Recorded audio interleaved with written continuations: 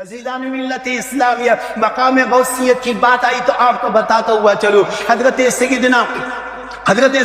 ابو اسحاق مغربی رضی اللہ تعالیٰ نے ارشاد فرماتے ہیں، یہ بھی اپنے زمانے کے بہت پائے کے بہت بڑے بزرگ ہیں، اللہ کے نیک بندے ہیں، اور ان کے جو مرید تھے حضرت سیدنا شیخ احمد رضی اللہ تعالیٰ عنہ، حضرت شیخ احمد رضی اللہ تعالیٰ عنہ، تو حضرت شیخ احمد رضی اللہ تعالیٰ روزانہ اپنے پیر و مرشد کی خدمت میں حاضر رہا کرتے تھے، ان کی خدمت کیا کرتے تھے، ان کو وضو وغیرہ بھی کرایا کرتے تھے۔ ایک دن حضرت شیخ احمد رضی اللہ تعالیٰ کے دل میں یہ بات آتی ہے کہ سرکار غوث پاک رضی اللہ تعالیٰ کا سلسلہ بہت اعلیٰ درجے کا سلسلہ ہے، بہت اعلیٰ درجے کا سلسلہ ہے، سرکار غوث پاک رضی اللہ تعالیٰ کے سلسلے سے آپ کا فیضان بھی مجھے مل جائے۔ حضرت ابو اسحاق مغربی رضی اللہ تعالیٰ اللہ کے ولی تھے، اپنے مرید کے دل کی باتوں کو پڑھ لیتے ہیں اور پڑھنے کے بعد کہتے ہیں کہ اے میرے بیٹے، کیا تم مقام غوث اعظم کو جاننا چاہتے ہو؟ کہا کہ حضور میں مقام غوثیت کو سمجھنا چاہتا ہوں۔ فرمایا کہ مقام غوثیت کی شان یہ ہے کہ غوث کو اللہ تبارک و تعالیٰ 12 صفات عطا فرماتا ہے۔ اس کے بعد ارشاد فرماتے ہیں کہ دنیا کے جتنے سمندر ہیں ان تمام سمندروں کے پانی کو سیاہی بنا دیا جائے، جتنے بھی درخت ہیں ان تمام درختوں کی شاخوں کو قلم بنا دیا جائے۔ اس کے بعد میں جنات، انسان، فرشتے سب مل کر کے غوث کی ان صفات کو لکھنا تحریر کرے تو فرمایا کہ جو غوث کے کم درجے کی صفات ہے اس کو بھی کما حق وہ بیان نہیں کر سکتے۔ یہ مقام غوثیت کی شان بیان کرتے ہیں۔ اب ان کے دل میں اور عقیدت جم جاتی ہے کہ سرکار غوث پاک رضی اللہ تعالیٰ عنہ سے فیوز حاصل کرنا چاہیے۔ حضرت شیخ احمد رضی اللہ تعالیٰ اپنے علاقے سے بغداد مقدس کا سفر فرماتے ہیں۔ بغداد مقدس کا سفر کرنے کے دوران جب ایک پہاڑی سے گزرتے ہیں، اس پہاڑی کے پاس میں پانی کا ایک چشمہ تھا، اس پانی کے چشمے کے پاس آپ کھڑے ہوتے ہیں اور وہاں پہ بیٹھ کر کے آپ وضو فرماتے ہیں۔ وضو فرمانے کے بعد 2 رکعت نماز ادا کرتے ہیں۔ 2 رکعت نماز ادا کرنے کے بعد آپ کچھ دیر کے لیے لیٹ جاتے ہیں، آنکھ لگ جاتی ہے، خواب میں غوث پاک رضی اللہ تعالیٰ کی زیارت ہوتی ہے۔ خواب میں غوث پاک رضی اللہ تعالیٰ کی زیارت ہوتی ہے۔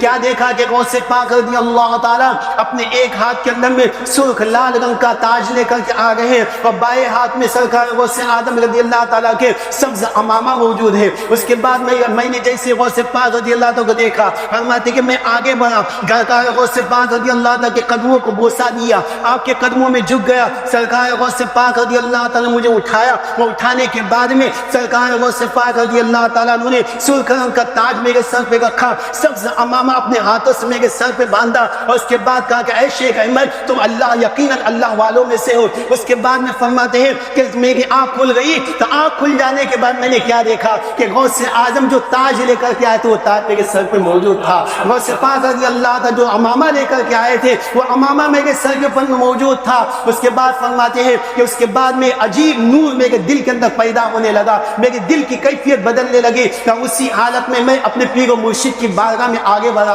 فرماتے ہیں کہ جب میں ان کی خانقاہ کے قریب ہوا تو پیر و مرشد نے جب دیکھا تو کہا کہ اے احمد اب تمہاری شان بہت نرالی ہے کہ اب تمہارے سر پہ کسی اور کا نہیں غوث پاک کا تاج ہے، اور اسے ہاتھوں کا رکھا ہوا تاج ہے، غوث پاک رضی اللہ تعالیٰ کے ہاتھوں سے سجایا ہوا امامہ ہے۔ اس کے بعد میں وہ اپنے پیر کا اپنے مرید کو آگے بڑھاتے ہیں، وہ بلانے کے بعد میں ان کے سر سے امامہ اور تاج اٹھا کر کے کچھ رکھ کے کچھ دیر کے لیے اپنے سر پہ بھی رکھتے ہیں تاکہ غوث پاک رضی اللہ تعالیٰ کی وہ برکتیں ان کو بھی حاصل ہو جائے۔ عزیزان ملت اسلامیہ، سرکار غوث پاک رضی اللہ تعالیٰ یہ انعام ملتا ہے۔ اب اس کے بعد دیکھیں یہی شیخ احمد رضی اللہ تعالیٰ جن کا کام کیا تھا، جن کا کام یہ ہوتا تھا کہ پہاڑیوں کے اوپر جانا اور وہاں سے لکڑیاں توڑ کر درویشوں کے کھانا بنانے کے لیے لکڑیاں جمع کرنا، یہ ان کی ذمہ داری تھی۔ آج تو معاملہ ایسا ہوتا ہے کہ انسان یہاں پہ مرید بنتا ہے، کسی پیر سے وابستہ ہوتا ہے اور یہ چاہتا ہے کہ اسی وقت میں اس کو سارے کمالات عطا کر دیے جائے۔ عزیزان ملت اسلامیہ، ہمارا دل بھی تو صاف ستھرا ہونا چاہیے،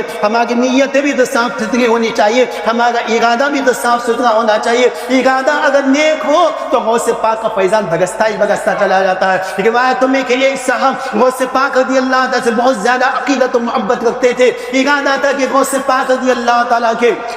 ہاتھوں پہ بیعت ہو جائے، لیکن جب اپنے علاقے سے نکلتے ہیں بغداد مقدس پہنچتے ہیں تو پتہ چلتا ہے کہ غوث پاک رضی اللہ تعالیٰ کا وصال مبارک ہو چکا ہے، آنکھوں سے آنسو بہنے لگ جاتے ہیں، دل کی دنیا کے اندر ایک عجیب سا تلاطم پیدا ہوتا ہے، سوچنے لگتے ہیں کہ بہت امید لے کر کے آیا تھا، بہت تمنا لے کر کے آیا تھا کہ غوث پاک رضی اللہ تعالیٰ کے ہاتھوں پہ بیعت ہو جاؤں گا، لیکن حضرت تو دنیا سے تشریف لے جا چکے ہیں۔ لیکن میرے عزیز جب وہ سوچتا ہے کہ چلو جو کچھ بھی ہو غوث پاک رضی اللہ تعالیٰ کی قبر مبارک پہ حاضری تو دے دیتا ہو، آپ کی بارگاہ میں سلام عقیدت تو پیش کر دیتا ہو۔ عزیزان ملت اسلامیہ خالص ارادت لے کر کے آیا تھا، جب غوث پاک رضی اللہ تعالیٰ کی بارگاہ میں حاضر ہوتا ہے قبر مبارک پہ سلام عرض کرتا ہے کہ حضور میں تو آپ کے دست مبارک پر بیعت کرنا چاہتا تھا، آپ تو دنیا سے پردہ فرما گئے، دنیا سے تشریف لے جا چکے، اتنا کہنا تھا کہ قبر مبارک کھلتی ہے، غوث پاک رضی اللہ تعالیٰ قبر مبارک سے باہر آتے ہیں، ان کو اپنے دامن میں لیتے ہیں، اور دامن میں لینے کے بعد انہی کو نہیں اس وقت میں